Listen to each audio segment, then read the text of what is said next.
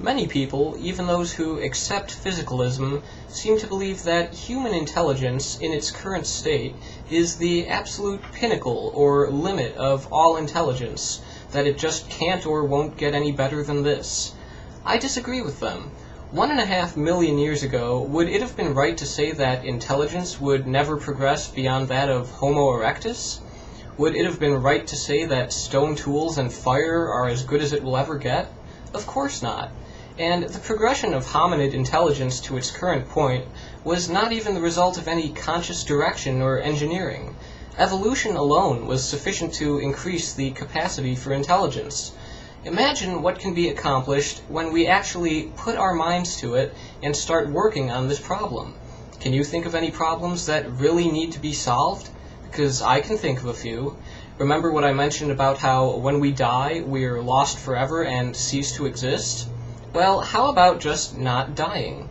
Again, certain configurations of physical material embody consciousness. The problem is that the configuration our consciousness depends on, the biological human brain, is very fragile.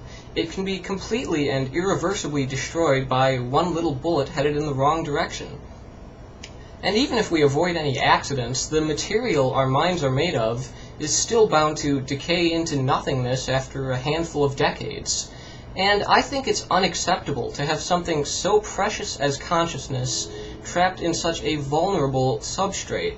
I view sapient life, unique conscious intelligences, as one of the most valuable things in the universe that we know of, if not the most valuable.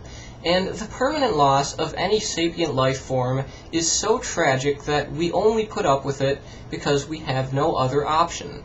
Well, why aren't we working as quickly as possible on a better option? How about moving our minds into a more resilient substrate than this flesh prison that drags us all to oblivion? Suppose there was a nanomachine that could do everything a neuron does and form connections with regular neurons. This machine could enter into our brains and approach a neuron, observe exactly what it's doing and how it's interacting with other neurons, mimic this behavior, and then smoothly take over the functions of the neuron and disconnect the original neuron, effectively replacing one neuron with a non-biological substitute.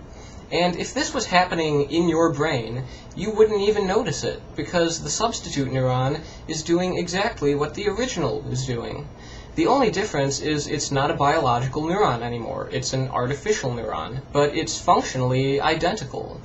Now, how about repeating the process until all of the brain's biological components have been replaced by these artificial parts?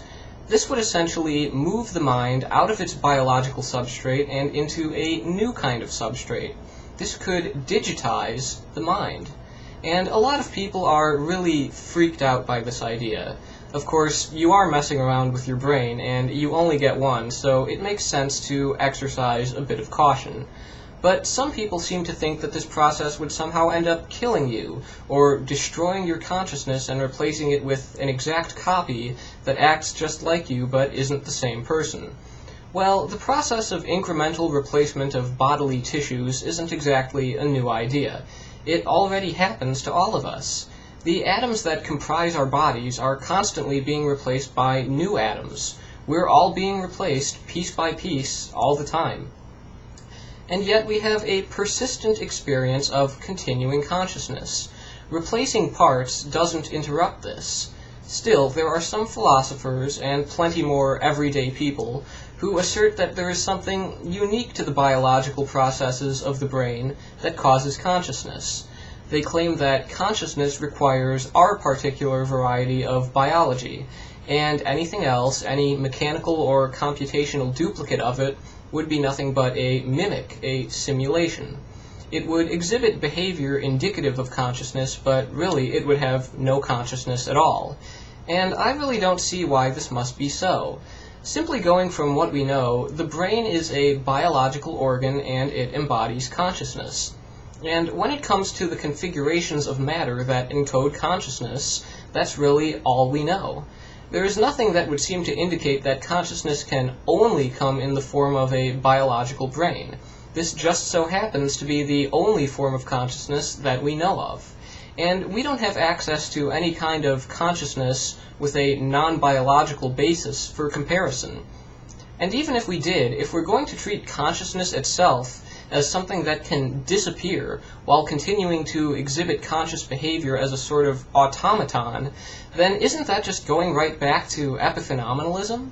Isn't that treating consciousness as something apart from the physical world? If we're going to do that, then how could we possibly discern whether consciousness is present or absent in anything? In my view, conscious behavior is what indicates the presence or absence of consciousness.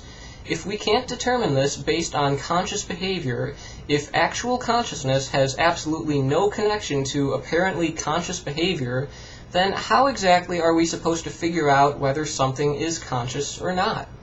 Well, I have an idea for at least making a preliminary attempt at determining whether non-biological substrates can support consciousness. We could assemble a sort of hybrid system, partially biological and partially non-biological. These nanomachines operating as neuron substitutes. How about instead of serving to replace the brain's original neurons, we instead introduce large quantities of them in addition to the brain? Each artificial neuron would enter the brain as a sort of blank slate. It would be ready to incorporate itself into the original neural structures, attach itself to them just like a real neuron, and work just like an actual neuron does.